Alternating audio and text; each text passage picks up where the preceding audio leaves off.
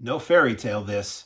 Severin Films brings Russ Meyer's 1976 X-rated sexploitation, murder mystery, comedy, romance film Up to the screen. Not to be confused with the animated Pixar film about an old house and a bunch of balloons. This happens once in a while where there's a film I love with a certain title, and then some other film will come along, some much more mainstream film, and it will usurp the title. There's only one Up, and there's only one Frozen in my mind, and they're not the family films. Anyway, Russ Meyer's Up is an insane film that I have loved for years. I first saw it on videotape, and then I got the UK Arrow video DVD, and now I at long last have this film presented properly in glorious color and HD and widescreen from Severin Films and the RM Trust, and I thank them profusely for putting this out.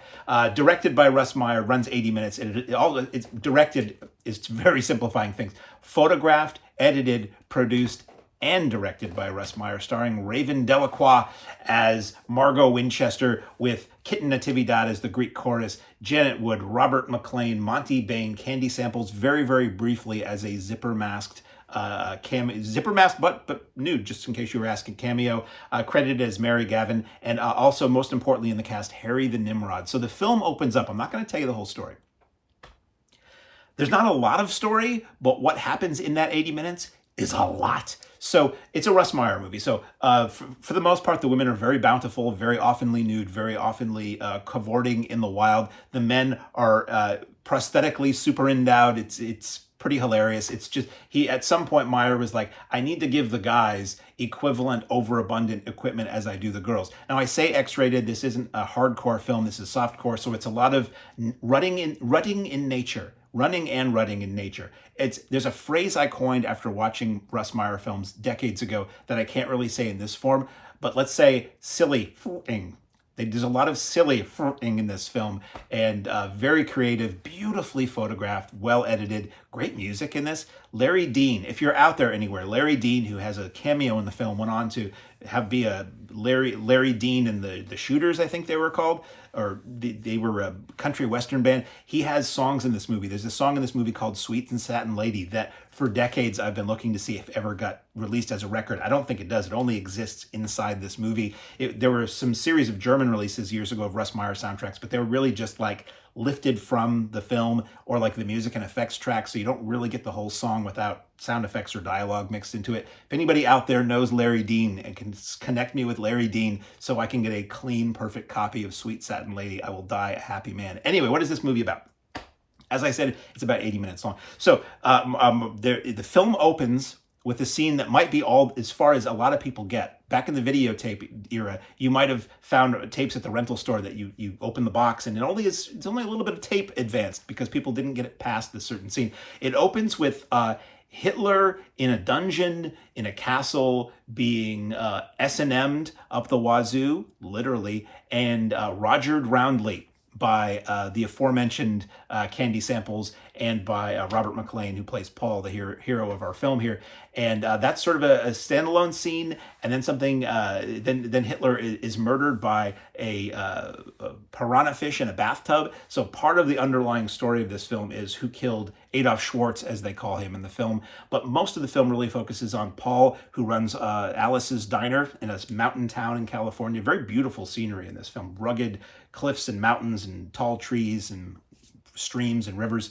And he runs it with his girlfriend Alice, or maybe she runs it and he works there with her. And bouncing into town comes Raven Delacroix, jogging one day. She is assaulted. Yes, there is the R word in this film more than once, which unfortunately was like a thing with 70s movies. It's like I joke about Filipino films from the 70s. It's like there has to be a rape and a little person in the film. And Vic Diaz has to have those three things. Something about American sexploitation films in the 70s, there always had to be a rape in there. It's unpleasant, it's unfortunate, but that's just part of the era that we lived through. So Margot Winchester, Raven Delacroix, is assaulted. I'm not going to tell you the whole story. She is saved by a local cop who takes her back to his place for some rogering roundly, consensual rogering roundly, and she winds up working at the local diner that I aforementioned, and is a big boost for business. So there's a lot more to it, but also not a lot more to it than that. There's a lot of coupling between various people in the film. There's a lot of ridiculous dialogue in the film. It was written by Russ Meyer, but Kitten Natividad pops up with the first film she worked with him on as the Greek chorus. And she's basically alone, naked in the woods, running through the woods, sitting on top of trees. It's very ridiculous. And all of her dialogue is very like Shakespearean, very flowery, ridiculous language that was written by Roger Ebert under a pseudonym. The cop, Homer Johnson, the cop, drives a Mercedes, which is funny.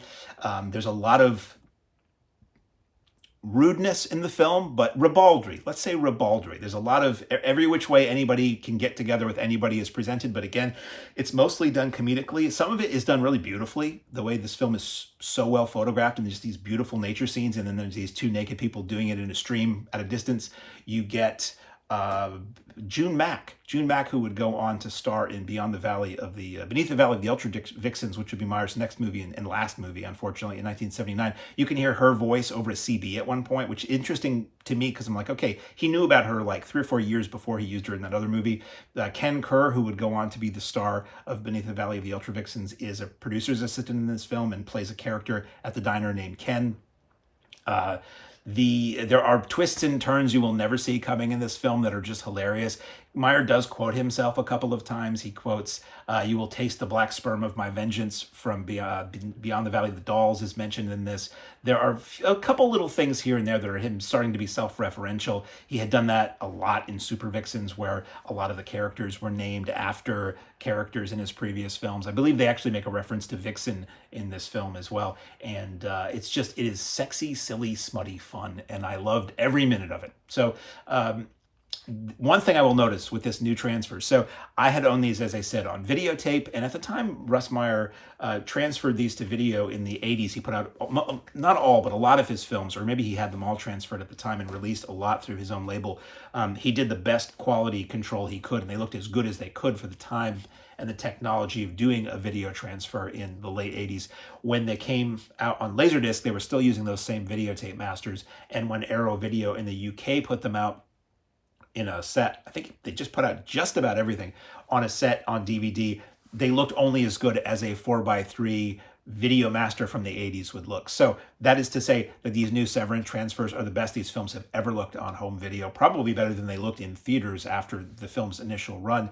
And they're formatted for widescreen or for 1/7/8. So the versions that you saw on the old videotapes and the old DVDs were open matte. So technically there was a little bit more visual information on the top and the bottom of the screen. So if you're a Meyer completist like I am, you're probably still going to keep those. But honestly, I don't know why you would pop those in and not pop these new versions in, because they look so much better. Composed for widescreen, they look fine. They look like they were probably presented in the theaters this way. And it's a new restoration on this from Severin Films, new 4K restoration from Severin Films using the original camera negative and audio from an original release print. So it looks and sounds great. There was maybe one moment in the film where I thought the sounded like it wavered to be a little muffled very, very briefly. It just sort of like it rippled in and out. I believe it was during one of the uses of that song Sweet Satin Lady that I love so much and think about often. Again, if you're out there, Larry Dean, I very much would love a copy of the original song. One of the cool things about this too, we would pause it. There are multiple times when you're in the diner in the film and they show a jukebox and it cuts to a 45 being spun around and put on the platter and starting to spin. And I think I figured at one point with a pause, either on the tape or on the DVD, that it was an Elvis 45, but I couldn't tell what it was. Thanks to this new transfer, I can now tell you most of what's playing in the jukebox.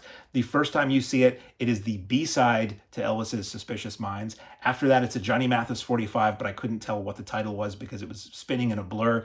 After that, it's Skeeter Davis's You Made Your Bed Hard. And after that is, I couldn't tell the title or the artist, but it is something on Gordy Records, Barry Gordy's company. So if you're a completist and you want to watch these films and figure out what that jukebox might have been playing in an alternate reality, now you can figure it out. The bonus features on this. We have a very good, I literally just finished listening to it before I sat down, a very good audio commentary by film historian and filmmaker Elizabeth Purcell that goes through some of the history of the films that Meyer made before this, what led up to Up. Everything about everybody you see in the film, a lot of analysis of the film, talking about how certain subject matter he did in this film are the kind of things that really weren't addressed in other sexploitation movies of the era or other Meyer films. She talks a lot about films that he was planning to make but did not, which I found very fascinating. He was always announcing films, and the ideas behind some of these films are as outrageous, if not more so, than the films that he made. A very solid commentary, no dead downtime. From that commentary is how I learned that Larry Dean was the person who did the music in this film that I really want to find now. The other extra is No Fairy Tale This, which is a carryover from the old Arrow UK DVD. It's an 18-minute interview with Raven Delacroix, which is great. She's cool, she's funny, she's smart, talking about her experiences in making the movies and her relationship with Russ Meyer, how she got the job, and a little bit about their relationship in his later years. It is interesting too for seeing it's taken from the old Arrow release, so you see what the Arrow, sometimes with these extras and some of these Severin discs, they'll take the interview that was done for the Arrow set and intercut it with clips from the new transfer or stills or gussy it up a little bit. This one is as it appeared on the Arrow set, and you can really see how much better this transfer looks, how much brighter and more colorful and sharper it is from what Arrow had put out. And this is sort of like the old Arrow. Arrow now is like top of the line. Arrow several years ago was still great, but they weren't, they were mostly DVDs and they weren't doing the level of restoration that they do now. Also, there's a radio spot that's 30 seconds. It is super fun. It is all done as though it's broadcast over a CB radio. I do miss the lack of a trailer on this. I have to imagine that there was a trailer for this. I feel like I've seen the trailer for this somewhere online or something. If there were trailers and TV spots, the thing about Russ Meyer's trailers and TV spots is that they were unique works of art in and of themselves. They had their own editing rhythm. They oftentimes would use trims that were not seen in the film. They had crazy narration and on-screen titles, more over narration than on-screen titles, and they were just amazing, whether it was a TV spot or a trailer. So who knows what happened to those for this film, but I would have loved to have seen that. I'm just such a huge Russ Meyer fan that any and everything, like some of the other discs that Severin has released, they'll find like local media interviews that Russ Meyer did with people and stuff like that. And I'm a huge fan of the man. He's an icon and a hero, and anything I can get. I mean, I'm thrilled with this set. There's nothing wrong with this set. If I had any qualm whatsoever, it's maybe the lack of a trailer, and I'm sure there's a reason why it's not on here. So the packaging looks a little something like this. A robust American fun movie. It replicates what the original movie poster, but also what the old VHS releases, the old RM Films Incorporated Buzomania series. And I love that they've maintained that color scheme and that look for these, because at the time those tapes were coming out, if you called up RM Films to order a tape of one of his films, more often than not, Russ would pick up, I was told. You could write it to him and he would send you a catalog and all kind of tuck-ins, and they would always have all these things about upcoming projects, most of which have never come to fruition. And it was just amazing. So the thing about those is the tapes were always like $89.95. Even well into the late 90s, when the price of tapes came down, he was like, they're my movies. If you want them, they're $89.95. So I never really owned. I only have one RM Films tape that a local video store was selling off when they went out of business. So to me, that's incredibly nostalgic, the fact that they packaged these looking like this. So there's that. There's nothing too fancy here. I think if you buy them direct from Severin, I get these as review copies. If you buy them direct from Severin, I believe they have a slipcase that has different pictures on the back if you want a couple extra pictures. But excellent release from Severin Films. I love this movie. I love that these are coming out. I hope people buy these in quantity so that RM Films and Severin sees a financial incentive to keep releasing these films, because the man made a lot of movies in several eras of his career, and personally, I would love to own them all. Throw away the bootlegs. And by the way, if you have the bootlegs, throw the bootlegs away. If you have downloads of these movies, nothing is going to look as good as this. Please support the artist, or the estate, I should say. Please support Severin Films. Please buy these things legally so schmoes like me can get more nice, high-quality copies of this stuff, because these totally replace any previous edition that has come out. Available now from Severin Films, Russ Meyer's